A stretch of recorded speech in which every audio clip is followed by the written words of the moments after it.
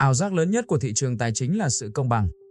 Khi bạn nhìn thấy một mức giá tuyệt vời trên màn hình ứng dụng, ngón tay bạn lướt đi và bấm nút mua.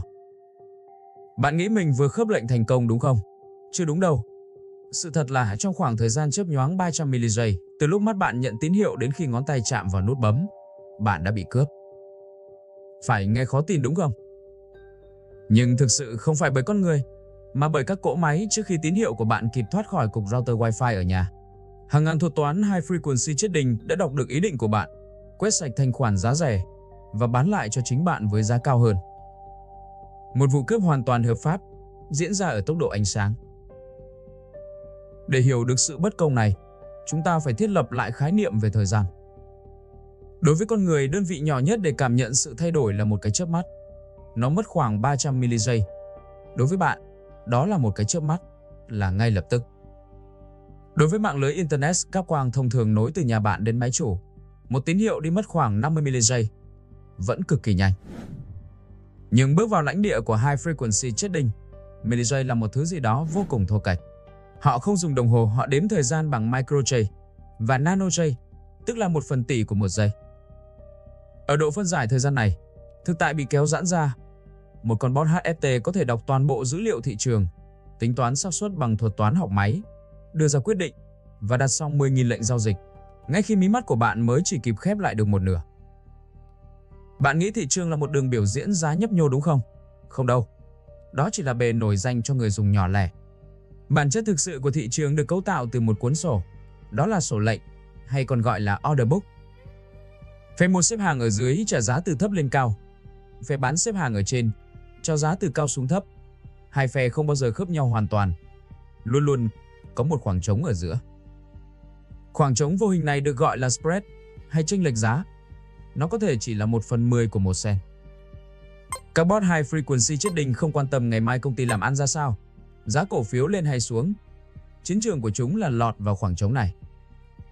Mua ở mép dưới, bán ở mép trên, chốt lời $1,000,000, hàng chục ngàn lần mỗi giây, liên tục và không bao giờ nghỉ ngơi. Bạn mở ứng dụng và thấy cổ phiếu Apple có giá $150. Bạn nghĩ con số đó là tuyệt đối trên toàn nước Mỹ đúng không? Không hề nha. Khoảng cách vật lý tạo ra độ trễ và độ trễ tạo ra sự chênh lệch. Ngay khoảnh khắc này, cổ phiếu Apple ở Chicago đang được bán với giá $150 chẵn.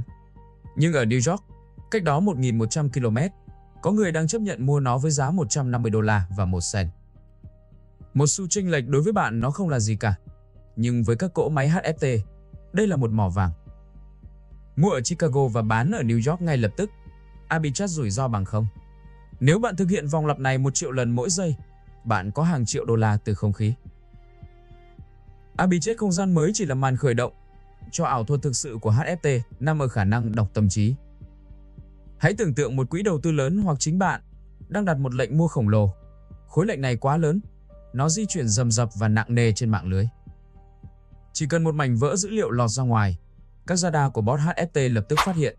Chúng biết bạn đang đến và chúng biết bạn muốn mua gì. Với tốc độ nanogiây, HFT phóng vượt lên trước mặt bạn. Nó đến sàn giao dịch, vơ vét sạch sẽ mọi cổ phiếu giá rẻ hiện có và ngay lập tức xếp hàng bán lại chính những cổ phiếu đó cho bạn ở một mức giá cao hơn. Chúng không tạo ra giá trị, chúng cũng không đóng góp thành khoản.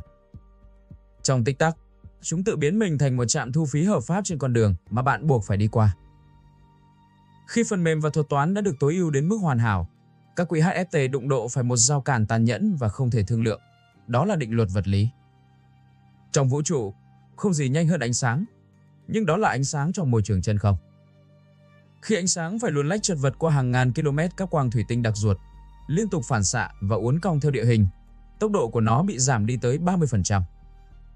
Đối với bạn, 30% của 1 ms không đáng để bận tâm, nhưng với HFT, đó là sự khác biệt giữa kẻ ăn tất cả và kẻ trắng tay.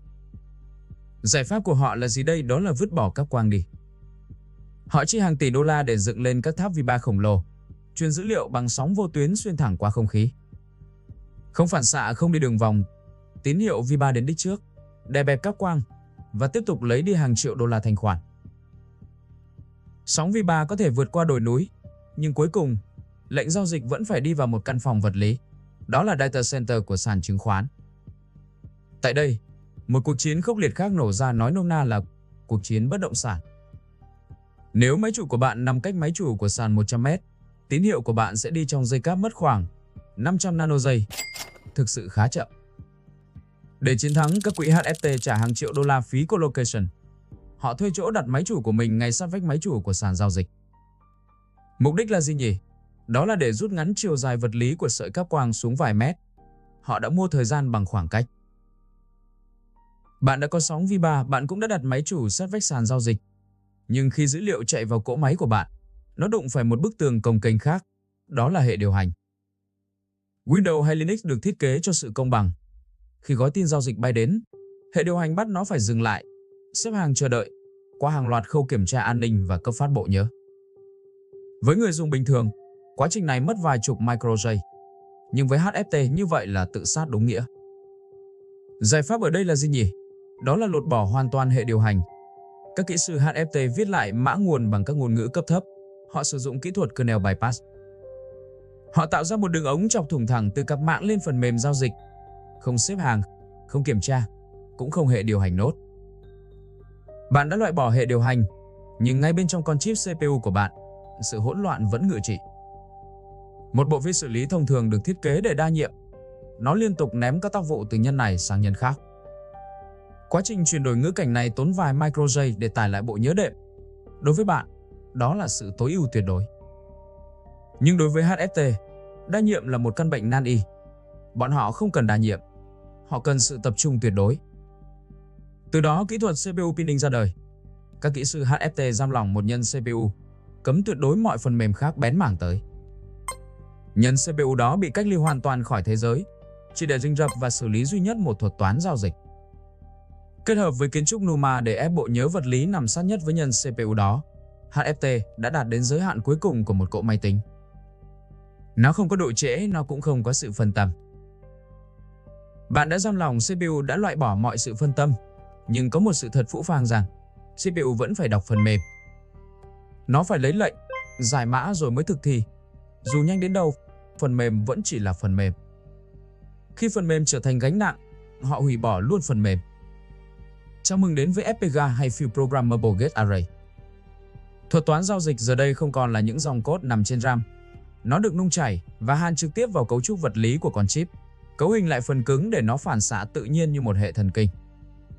Dữ liệu thị trường đi vào và bị xử lý ở tốc độ của electron. Từ nanogiây, họ tiến vào lãnh địa của picogiây. Thực sự, đến lúc này, mọi thứ diễn ra trước cả khi bạn kịp nghĩ về nó. Chúng ta đã tạo ra một hệ sinh thái hoàn hảo, giao dịch ở tốc độ V3, vi mạch không độ trễ, loại bỏ hoàn toàn yếu tố con người, một cỗ máy in tiền tuyệt đối, cho đến khi sự hoàn hảo đó chống lại chính chúng ta. Ngày 6 tháng 5 năm 2010, một lệnh bán lớn xuất hiện. Các thuật toán HFT ngay lập tức phát hiện sự bất thường. Lập trình sinh tồn của chúng được kích hoạt, đó là rút phích cắm. Thuật toán A bán tháo làm giá giảm. Thuật toán B thấy giá giảm liền hủy lệnh mua và bán theo. Thuật toán C hoảng loạn làm theo B. Một vòng lặp chết chóc hình thành trong 1/1000 giây. Thứ thanh khoản khổng lồ mà HFT hứa hẹn mang lại cho thị trường, thực chất chỉ là ảo ảnh. Khi có biến, chúng bốc hơi nhanh hơn cả tốc độ ánh sáng. Bạn đã thấy thanh khoản bốc hơi trong khủng hoảng, nhưng đôi khi thanh khoản xuất hiện dập trời trên màn hình của bạn, chỉ để răng một cái bẫy. Kỹ thuật này được gọi là spoofing, hay còn gọi là tạo thanh khoản ảo. Giả sử bot HFT đang muốn xả bán một lượng cổ phiếu với giá cao. Thay vì trực tiếp bán ra, nó đặt một lệnh mua khổng lồ ở phía dưới. Khối lệnh này lớn đến mức nó tạo ra một lực hấp dẫn giả tạo. Các thuật toán khác trên thị trường nhìn vào sổ lệnh, chúng lầm tưởng rằng có một tổ chức tài chính khổng lồ đang khao khát gom hàng. Sợ lỡ mất cơ hội, chúng hoảng loạn đặt lệnh mua đuổi, vô tình tự đẩy giá thị trường vọt lên cao. Và ngay khi giá chạm mốc mục tiêu, bot HFT chốt lời lệnh bán thật của nó. Còn khối lệnh mua khổng lồ kia thì sao nhỉ? Thực chất, nó bị hủy bỏ và biến mất trong 1/1000 giây trước khi bất kỳ ai kịp khớp lệnh đó. Tất cả chỉ là một bóng ma. Cuộc chiến thời gian không có điểm dừng, V3 thì chỉ hoạt động trên đất liền. Nhưng để kết nối các châu lục xuyên qua đáy đại dương, HFT buộc phải quay lại với các quang.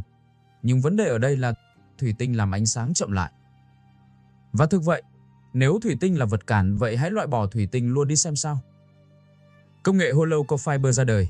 Đó là sợi quang lõi rỗng. Thay vì bắt ánh sáng đi qua khối thủy tinh đặc, họ nhốt ánh sáng vào một hành lang tổ ong vi mô chứa chân không. Trong chân không, Ánh sáng đi với tốc độ tối đa của bản thân nó không bị khúc xạ, không bị cản trở. HFT đã thay đổi cả cấu trúc vật liệu của thế giới chỉ để vắt kiệt thêm vài micro giây. Công nghệ Hollow Core Fiber giải quyết bài toán trên đất liền. Nhưng làm sao để vượt qua rào cản khổng lồ mang tên Đại Tây Dương đây nhỉ? Bạn không thể dựng tháp V3 giữa đại dương, và việc uốn cong theo bề mặt vỏ trái đất dưới đáy biển làm cho quỹ đạo của ánh sáng dài ra một cách vô ích.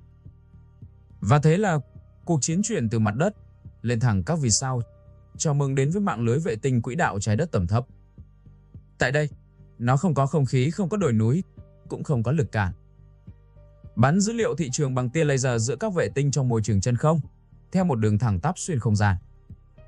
Họ đã lấy tốc độ ánh sáng thuần khiết của vũ trụ, chỉ để khớp một lệnh mua cổ phiếu nhanh hơn vài miligiây so với đối thủ. Xuyên qua các lục địa, qua các vi mạch silicon, qua cả bầu khí quyển, một câu hỏi cuối cùng được đặt ra. Vậy trong cuộc chiến ánh sáng này, con người nằm ở đâu nhỉ? Các bạn hãy nhìn vào bức tranh toàn cảnh nha. Hơn 70% khối lượng giao dịch trên các thị trường lớn nhất không đến từ những bộ óc vĩ đại. Nó đến từ các thuật toán nhắm mắt làm ngơ trước giá trị thực của doanh nghiệp. Và đây là bạn với đường truyền cáp quang hộ gia đình, một con chuột máy tính và phản xạ cơ bắp mất hàng trăm miligiây. Bạn đang cố gắng phán đoán thị trường, trong khi thị trường đã bị máy móc thiết kế lại từ lâu. Thực sự trò chơi đã kết thúc, rất lâu trước khi bạn kịp nhận ra nó bắt đầu. Trong một thế giới nơi thị trường được vận hành bằng tốc độ ánh sáng và những thuật toán tàn nhẫn, việc cố gắng chiến thắng máy móc bằng phản xạ cơ bắp là điều không thể. Kẻ đi săn luôn nhanh hơn bạn, nhưng điều đó không có nghĩa là bạn phải làm con mồi đâu nha. Vũ khí duy nhất giúp bạn tồn tại và kiến tạo giá trị trong kỷ nguyên này không phải là tốc độ, mà là sự thấu hiểu sâu sắc về cách hệ thống hoạt động. Bản chất của mọi cỗ máy khổng lồ, suy cho cùng vẫn là giải thuật. Nếu bạn thấy video này hay và hữu ích, nhấn đăng ký và bật chuông thông báo để đồng hành cùng tôi bóc tách sự phức tạp của công nghệ, giải mã những thuật toán hóc búa nhất nha. Chào tạm biệt các bạn và hẹn gặp lại các bạn trong những video tiếp theo.